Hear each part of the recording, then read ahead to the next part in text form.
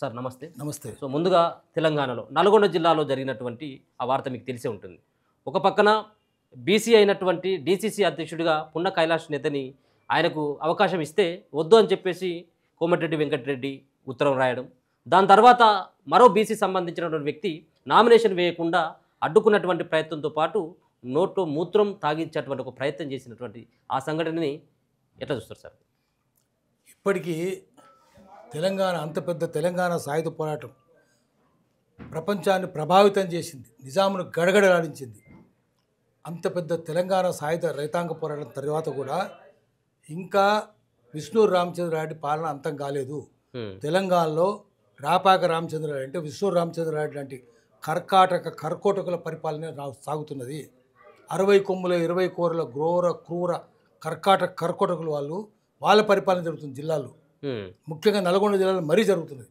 అది అప్పుడు ఉమ్మడి నల్గొండ జిల్లానే. విష్ణూరు అనేది అప్పుడు ఉమ్మడి నల్గొండ జిల్లా భాగం. జనగామది నల్గొండ తాలూకా, అప్పుడు నల్గొండలో తాలూకా, అది జనగామ తాలూకా. ఇప్పటికీ దొడ్డి కొమరే వారసులు ఎవరు మంత్రులు కాలేదు, ఎమ్మెల్యేలు కాలేదు, సర్పంచులు కూడా కాలేదు. అదేవిధంగా చాకలేలమ్మ వారసులు ఎవరు ఏ పదవులు రాలేదు. అలా బందగి వారసులు కావచ్చు, కాచం కృష్ణమూర్తి వారసులు కావచ్చు ఆ ఏరియాలో. అదేవిధంగా దర్గా నాయక్ వారసులు వాళ్ళు ఎవ్వరికి ఏ పదవులు రాలేదు. కానీ ఇంకా విష్ణు రామచంద్రారెడ్డి, జన్నారెడ్డి ప్రతాప్ రెడ్డిల రాజ్యమే నడుస్తున్నది. బండి వెనుక బండి కట్టి 16 బండ్లు కట్టి ఏ బండిలో పోతావు కొడుకో అని జన్నారెడ్డి ప్రతాప్ రెడ్డిని తిట్టిండు ఆయన. నిజాము కాదు, జన్నారెడ్డి ప్రతాప్ రెడ్డి నాగెల్ల యాదగిరి, బండి యాదగిరి. కానీ వాడే ఉన్నాడు. ఏ బండి వెనుక బండి కట్టి ఏ బండికి పోయినా ఇక్కడనే ఉన్నాడు. నైజాము సర్కరోడా నాజీల మించినోడా, ఏమో బాధలు పెడితే బడివే నైజాము సర్కరోడా అని నైజాము తిట్టిండు. కానీ ఇంకా నైజాం పాలనే ఉంది. నైజాం తొత్తులే కదా, విష్ణు రామచంద్రారెడ్డి, రాపాక రామచంద్రారెడ్డి, జన్నారెడ్డి ప్రతాప్ రెడ్డి, నిజాం తొత్తులే. తొత్తులు వాళ్ళ పరిపాలన నడుస్తుంది. ఇన్ని చట్టాలు బ్రిటిషర్ల తొత్తు నిజాముల తొత్తులు వీళ్ళు వాళ్ళే ఉన్నారు. ఇంకా ఎంత చట్టాలున్నా చట్టాలని వాళ్ళకి చుట్టాలే. పెట్టుబడిదారులకు భూస్వాములకు చుట్టాలే చట్టాలన్నీ. చట్టాలు తెస్తారు, దానికి కొంచెం ఒక ఎస్కేప్ రూట్, ఎగ్జిట్ రూట్ కూడా పెడతారు. చట్టం ఇట్లా ఉంటుంది, తప్పించుకునే మార్గం కూడా చూపిస్తున్నారు. అన్ని చట్టాల నుంచి తప్పించుకొని పోతారు ఎగ్జిట్ రూట్లోంచి, ఎస్కేప్ రూట్లోంచి. ఏం నడుస్తలేదు. అందుకనే మళ్ళా ఎవరు వీళ్ళంతా కోమటిరెడ్డి ఎవరు అని కోమటాయే రెడ్డి ఆయే రెండు ఉండే. కోమటోళ్ళ బుద్ధి ఉంది, రెడ్డి వాళ్ళ బుద్ధి ఉంది. ఎంత తెలివి ఉంటుంది చూడండి, కాదు మామూలు తెలివి అది రెండు కలిసినాక. అందుకనే పొన్నా కైలాష్ నేత ఏముంటుంది పాపం. పీసీసీ ప్రెసిడెంట్, డీసీసీ ప్రెసిడెంట్ చేసినా పీసీసీ ప్రెసిడెంట్, డీసీసీ చేయండి, పీసీసీ చేయండి, ఆయన మగ్గం గుంటలే కూర్చోవాలి అంతే. మగ్గం గుంట నుంచి బయటకు వస్తే పాత పెడతారు, మగ్గం గుంటలే పాత పెడతారు.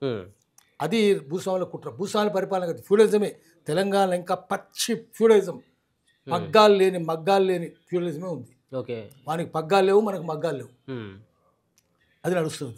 ఇదంతా కూడా ఒక తెలంగాణలో మొత్తం అంతా కూడా వ్యాప్తి ఇట్లానే ఉందా సార్? లేకపోతే నల్గొండలోనే ఇంకా ఎక్కువ ఉంది. మళ్ళీ బరి తెగించి విచ్చలవిడిగా ఉంది, నగ్నంగా ఊరేగుతుంది. అది తెలంగాణ అంతటి ఉన్నది, నల్గొండలో మరీ విచ్చలవిడిగా ఉంది, నగ్నంగా ఉంది, బరి తెగించున్నది. అది సార్ బీసీలు కూడా అవగాహన పెంచుకోవాలి కదా సార్. అంటే ప్రతిసారి కూడా సో రెడ్డిలకే పెత్తనం ఇవ్వడం, రెడ్డిలకే వాళ్ళకి పదవులు అంటగట్టడం, సో బీసీలు చేస్తున్నటువంటి అతిపెద్ద పొరపాటు అనుకోవచ్చు దీంట్లో. అంటే వాళ్ళు కళ్ళు తెరవాలి, బీసీలని కాదు, పేదలు తెరవాలి. వాడు కోమటిరెడ్డి ఉన్నాడు, ఇంకోటి ఎవడో ఉన్నాడు, వాడు పేదరెడ్డి చచ్చిపోతే వస్తాడా? మరి రెడ్లలో కూడా పేదోడు చచ్చిపోతే రాడు. పేదరైతే ఆత్మహత్య చేసుకుంటాడు, ఎందుకు వస్తారు? రారు. వాళ్ళకి డబ్బులు ఉన్నోళ్ళే కావాలి. ఎవరి రిచెడ్ Reddy is related blessed Reddy. ప్రతి దరిద్ర రెడ్డి సంపన్న రెడ్డికి బంధువు, కానీ ఏ సంపన్న రెడ్డికి ఏ దరిద్ర రెడ్డి బంధువు కాదు. ఇది వర్ణంలో వర్గం ఉంది, వర్గంలో వర్ణం ఉంది. పేదోడిని ఎందుకు పట్టించుకుంటాడు? ఏం పట్టించుకోడాడు. మళ్ళీ ఎదురు తిరిగింది ఎవరు నిజాం మీద? మళ్ళీ అరుట్ల రామచంద్రారెడ్డి, అదే రావి నారాయణ రెడ్డి, అదే బిఎన్ రెడ్డి, వీళ్ళే కదా రెడ్లు ఎదురు తిరిగారు కదా. పేద రెడ్లు సంపన్న రెడ్డికి వ్యతిరేకంగా ఎదురు తిరిగారు. అది ఒకటి. తర్వాత మళ్ళీ ఆయన పోటీ నామినేషన్ వేస్తే యాదగిరి అని యాదవ్ని గొల్లాయని పట్టుకొని పోయి కొట్టి తన్ని ఎక్కడికో కిడ్నాప్ చేసి ఆఖరి కొట్టి నోట్లో వచ్చిపోసారు. ఇంతకు దారుణం ఏంది? ఒక గొల్లోని సహించవు నువ్వు, ఒక పద్మశాలిని సహించవు. తెలంగాణలో సామెత ఉంది ఏంటంటే, గొల్ల పండితుడు కాదు, రెడ్లు పెట్టిన సామెతను, బ్రాహ్మణుల సామెతను, గొల్ల పండితుడు కాదు, సాలే సిపాయి కాదని. ఇప్పుడు మనం ఏం చేయాలంటే, సాలోళ్ళందరూ సిపాయిలు కావాలి, గొల్లలందరూ పండితులు కావాలి. పండితులై వాళ్ళ మూతి బాల కొట్టాలి. భూస్వామి ఇక్కడ ఉండడానికి వీల్లేదు.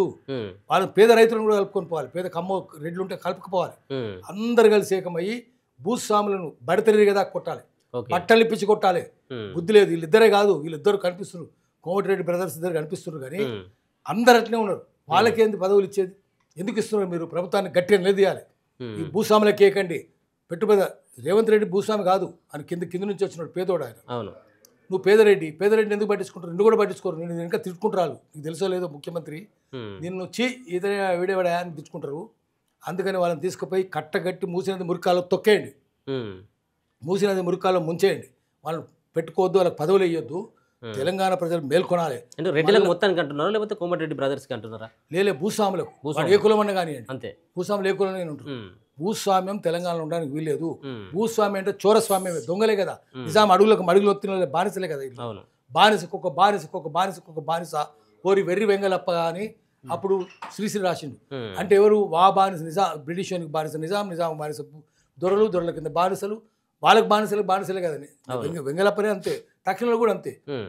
వీళ్ళు వెర్రి వెంగలప్పనే అయితే వెర్రి వెంగలప్ప బానిసలు, వాళ్ళ దగ్గర బానిసలే వీళ్ళు ఇద్దరు. అవును. అందుకని వీళ్ళు ఎట్లుంటారు? ఆ పక్కన డివిస్ కంపెనీ పెద్ద కాలుష్యం చౌటుప్పల్ దగ్గర, ఉమ్. అక్కడ పక్కన జేకేసారం, ఇంకా తాళసింగారం, ఆ ఊర్లో నాశనమైనవి. ఉమ్. కాట్రేవు నాశనమైంది, పంతంగి నాశనమైంది, దోతిగూడెం నాశనమైంది అన్నీ. అక్కడ ఒక ఆయన సర్పంచ్ ఈ కోమటిరెడ్డి బ్రదర్స్ దగ్గరికి పోయి, అయ్యా ఇట్లా మనం ఏం చేయాలి అంటే అడిగండి. అరే ఎవరు రాను? కుమ్మరి కాదురా, నువ్వేంద్రా పెద్ద పోరాటం చేస్తున్నావు? కుమ్మరి అంటే నువ్వు కుండ కదరా? ఆయన ఎవర్రా? మురళీకృష్ణ ప్రసాద్. ఆయన కొండరా? నువ్వు కొండవురా? కొండ తీసుకుపోయి కొండను కొడతావరా? చూరు అయితే బే అవును. ఇట్లా తిట్టిండు. అవును. అంటే కుమ్మరోనైనా తిడతాడు, చాకలోనైనా తిడతాడు, మంగళాయనైనా తిడతాడు, గొల్లాయనైనా తిడతాడు, సాలోనైనా తిడతాడు. ఇంత కులం పిచ్చున్నోళ్ళు వీళ్ళు ఎక్కడ నాయకులు? వీళ్ళ ప్రజాస్వామ్యం ఎక్కడుంది? చోరస్వామ్యం ఉంది. అందుకని బడిత తీసుకోవాలి. వాడు లూటీ చేస్తున్నాడు, లాఠీ లేపు. వీళ్ళందరూ రానియొద్దు. ఈ సంస్కారహీనుల్ని ఎందుకు రాణిస్తారు మీరు? ఓకే. ఎందుకు టికెట్లు ఇస్తారు? సోయి ఉండాలి. ఢిల్లీలో కాంగ్రెస్లోకి సోయి ఉండాలి. డబ్బులు ఇంటిస్తా, డబ్బులు కుక్కల తాను కూడా ఇవ్వాలి. రేపు కుక్కను కొడితే జల పైసలు రాలుతాయి. ఉమ్. వేషాల దగ్గర కూడా ఉన్నాయి. ఎందుకు లేవు? అది లెక్కన? అది లెక్క కాదు కదా. వేషాలన్నా పాపం వాళ్ళు ఒళ్ళొంచి పనిచేస్తుండ్రు, వాళ్ళకి అందరు గౌరవించుకుంటుస్తారు. వీళ్ళు జనాన్ని ఏడిపించుకొని తింటుంటారు. అవును. వేష్యల కంటే హీనం, కుక్కల కంటే హీనం. ఉమ్. వీళ్ళతో ఎందుకు పెట్టుకుంటారు? ఓకే. అందుకనే మనం భర్త తీసుకోవాలి, భర్తం పట్టాలి. వాడు లూటీ చేస్తే మనం లాఠీ లేపాలి అని ప్రజలకు చెప్పాలి. రెడ్లు పేదోళ్ళు రైతులు ఉంటే వాళ్ళకు కూడా చెప్పాలి. ఉమ్. భర్త పట్టిన రా తనండి రా అని చెప్పాలి. మళ్ళీ తెలంగాణ సాయుధ పోరాట స్ఫూర్తిని రగిలించాలి, మళ్ళీ చైతన్యం తీసుకురావాలి, భూషాలను తరిమేసేయాలి, బండి వెనుక బండి కట్టాలి. వీళ్ళకి గండిపేట గోల్కొండ కోట కింద వీళ్ళకి గోరి కట్టాలి. ఇంత జరిగినప్పుడు కూడా బీసీ సంఘాలు కానీ మీరు అన్నటువంటి పేదలే కానీ అంత పెద్ద ఎత్తున ఎవరు కూడా స్పందించకపోవడం చాలా విచారకరమైనటువంటిది. బీసీ ఒక మూత్రం తాగించేటువంటి ఒక వ్యవహారానికి ఈ రోజులలో పెరిగినటువంటి టెక్నాలజీ కావచ్చు, ఆధునిక సమాజంలో బ్రతుకుతున్నాం కాబట్టి ఎవరు కూడా పెద్దగా స్పందించినటువంటి దాఖలు కనబడట్లేదు. దీన్ని ఏ విధంగా అర్థం చేస్తారు? ఎందుకు లేదంటే ఈ కుల సంఘాలన్నీ ఎక్కడ పచ్చకుంటే అక్కడ పోయి మేస్తాయి. రాజకీయ పార్టీలకు అనుబంధంగా ఉన్నాయి కుల సంఘాలు, అంతే తప్ప స్వతంత్రంగా ఉన్నాయి కాదు. బహుజన సంఘాలు కాదు. బహుజన అయితే ఇట్లా ఉండదు కదా. వీళ్ళు ప్రజల మధ్య సంఘీభావం కుదర్చరు, విదిన్ ది కాస్ట్ కూడా కుదర్చరు. మళ్ళీ నీ ఉపకులం ఏంద్ర అడుగుతారు. కులమే కాదు, ఉపకులం మీద దూరం పెడతారు. అన్ని కులాలు అంతే, ఉపకులాలు కూడా ఉన్నాయి. తర్వాత డబ్బులు లేనోడు కూడా ఉంది. కుల సంఘాలన్నీ అధికారంలోకి ఎవడొస్తే వాళ్ళు మూతి రాకుండా తిరుగుతాయి, వాళ్ళు కాలు బిసుకుంటూ తిరుగుతాయి.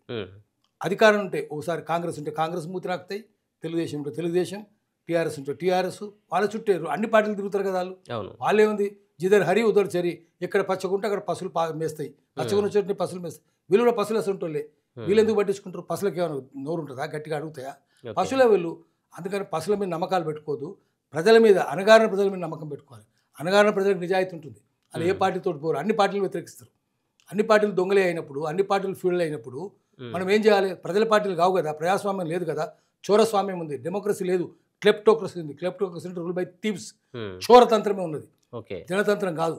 అందుకని జనానికి ఉన్నదన్నట్టు చెప్పాలి. చోరతంత్రం ఉంది, కుల సంఘాలతో ఏం కాదు, అందరిని ఏకం చేయాలి. పేదలను కూడా ఏకం చేయాలి. అగ్రవర్ణాలు ఉన్న పేదలను కూడా, రెడ్డి కమ్మ వెలుమల ఉన్న పేదలను కూడా ఏకం చేసి అందరూ ఒక సైన్యంలాగా తయారై తాడుపోయినట్టు పేరి పిడికిల్లాగా చేతులు బిగించినట్టు ఐక్యమయ్యి పిడికిల్లాగా ఐక్యం కావాలి. 5 ఏళ్ళు ఒక దగ్గరికి వస్తాయి కదా, అట్నే అందరు పేదోళ్ళందరూ ఏకమయ్యి మూతి మీద దంతే అప్పుడు బుద్ధి వస్తుంది.